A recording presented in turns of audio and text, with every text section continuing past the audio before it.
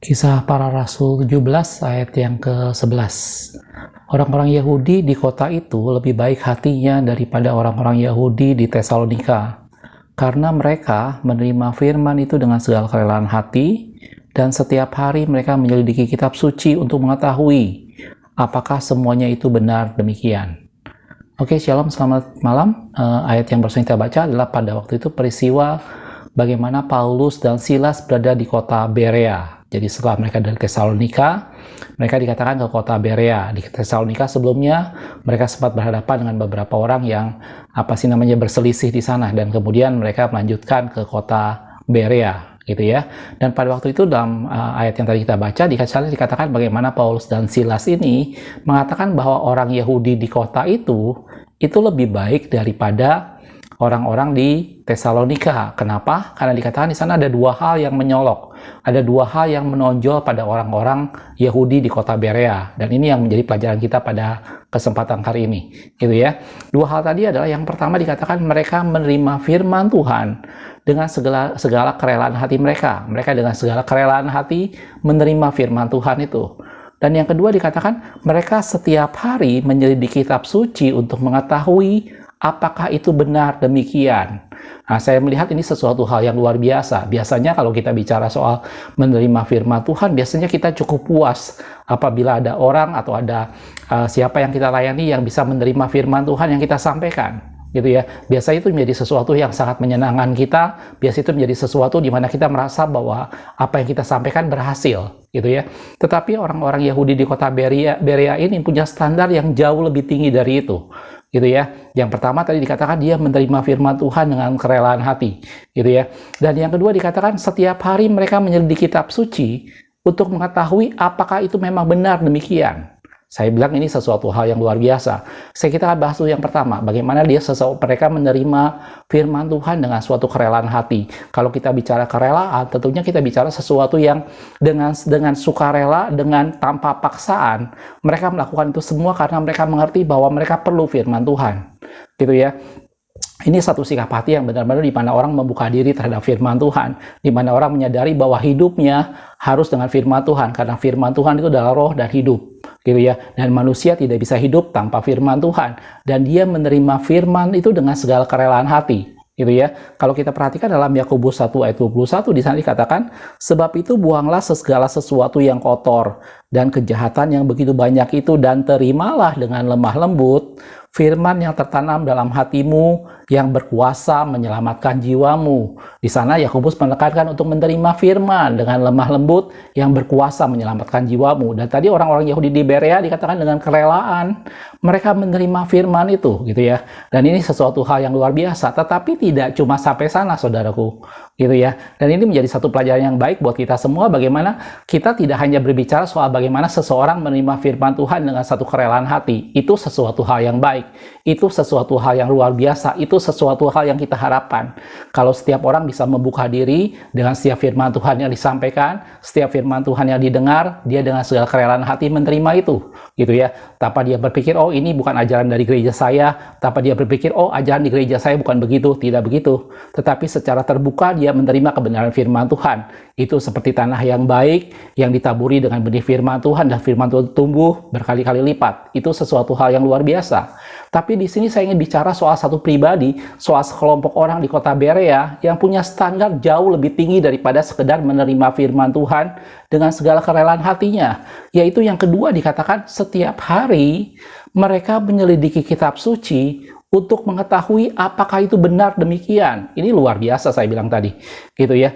Satu kelompok orang yang setelah dia dengan rela hati menerima firman Tuhan, dia tidak membiarkan begitu saja, tetapi dia kemudian menyelidiki kitab suci dan dia mencari tahu apakah yang tadi dia disampaikan itu, apakah yang tadi dia dengar. Dia menyelidiki kitab suci untuk mengetahui apakah itu memang benar demikian.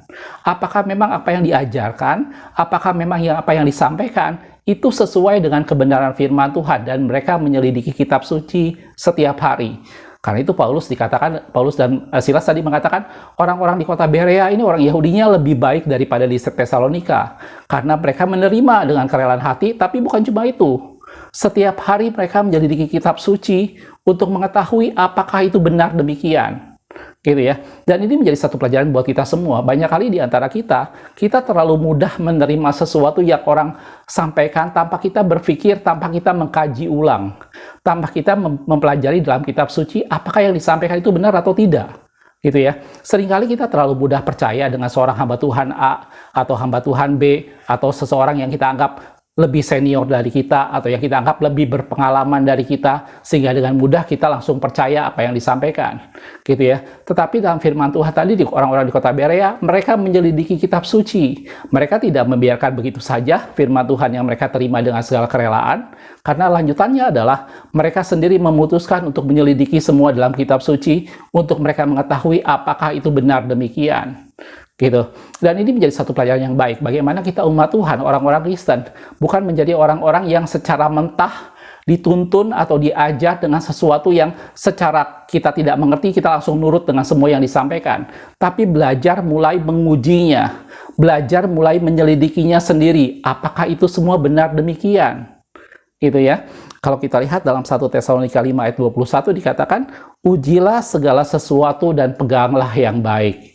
Jelas saudaraku, dan menjelang akhir zaman ini banyak dalam firman Tuhan dikatakan nabi-nabi palsu, banyak orang yang membawakan Injil yang lain, yang tentunya tidak dengan begitu mudah kita bisa pilah-pilah secara secara spontan kita bisa tahu itu salah atau benar. Gitu ya. Tetapi apabila kita menyerahkan diri pada pimpinan Roh Kudus setelah kita menerima firman Tuhan itu, dan kita pulang ke rumah dan kita menyelidiki kitab suci untuk mengetahui apakah itu benar demikian, maka saya yakin dan percaya bahwa Roh Kudus mengajarkan kita. Maka Roh Kudus akan meneguhkan kalau itu memang benar, dan kalau itu salah maka Roh Kudus akan menjelaskan lebih jauh lagi supaya kita mengerti apa yang dimaksudkan dengan kitab suci. Jelas saudaraku? Dari sini saya ingin mengajak Anda dan saya, kita semua, umat-umat pilihan Tuhan, mari belajar untuk menerima firman Tuhan dengan segala kerelaan hati. Firman Tuhan itu berkuasa menyelamatkan jiwa kita. Siapapun orang yang berbicara, mari terima firman Tuhan. Gitu ya. Tapi jangan cuma sampai sana. Mari Anda dan saya, kita selidiki firman Tuhan dan minta Roh Kudus mengajarkan kita. Tidak ada satu pribadi pun yang terbaik yang bisa mengajarkan firman Tuhan selain daripada Roh Kudus. Karena itu saudaraku, setelah kita mendengar dan menerima firman Tuhan dengan segala kerelaan hati, mari izinkan Roh Kudus mengajarkannya buat kita dan kita selidiki kitab suci. Apakah itu memang benar demikian? Jelas saudaraku, dan ini menjadi satu pelajaran yang bagus saya bilang tadi, dan saya melihat bahwa jemaat Tuhan yang di kota Berea ini menjadi satu pribadi yang luar biasa, orang-orang yang luar biasa. Bagaimana mereka menerima semua yang Paulus ajarkan, mereka menerima dengan rela hati semua firman Tuhan, pengajaran yang Paulus sampaikan, tetapi tidak cuma begitu. Setiap hari mereka menyelidiki kitab suci untuk mengetahui apakah itu benar demikian. Gitu ya. Anda mungkin pernah nonton video saya tentang ujilah segala sesuatu, ya. Dimana di sana saya menjelaskan tentang peristiwa pada waktu itu ada seorang nabi abdi Allah yang diutus ke kota Betel bertemu dengan seorang nabi tua di sana, gitu ya. Dan lebih lengkapnya silahkan Anda nonton video saya tentang ujilah segala sesuatu. Dan itu menjadi gambaran bahwa kita tidak mudah dengan begitu saja mempercayai suatu pengajaran tertentu, tidak mudah dengan begitu saja kita menelan bulat-bulat sesuatu yang disampaikan seseorang. Kita tidak menutup telinga, kita membuka telinga lebar-lebar dan kita menerima firman Tuhan dengan segala kerelaan hati, tetapi jangan lupa setiap hari selidiki kitab suci supaya kita mengetahui apakah itu semua benar demikian. Dan biarkan Roh Kudus mengajar kita supaya kita mengerti kitab suci. Dan tidak ada guru yang terbaik yang bisa mengajarkan firman Tuhan selain daripada pribadi Roh Kudus itu. Firman Tuhan katakan tidak ada seorang pun yang tahu pada diri manusia selain daripada roh manusia itu sendiri. Dan tidak ada seorang pun yang tahu dalam diri Allah selain daripada roh Allah. Dan roh Allah itu kan menyelidiki apa yang tersembunyi dalam diri Allah dan membukakannya bagi kita. Sehingga apa yang tidak pernah dilihat oleh mata, tidak pernah didengar oleh telinga, dan tidak pernah timbul dalam hati manusia, itu disediakan bagi orang-orang yang mengasihinya. Itulah sebabnya Yesus mengutus pada kita Roh Kudus, supaya Roh Kudus memimpin kita pada kebenaran, supaya Roh Kudus mengajar kita, dan supaya Roh Kudus membuat kita mengerti arti kitab suci. Jelas saudaraku? Makasih sudah menonton. Kita ketemu di video berikutnya. Tuhan Yesus memberkati.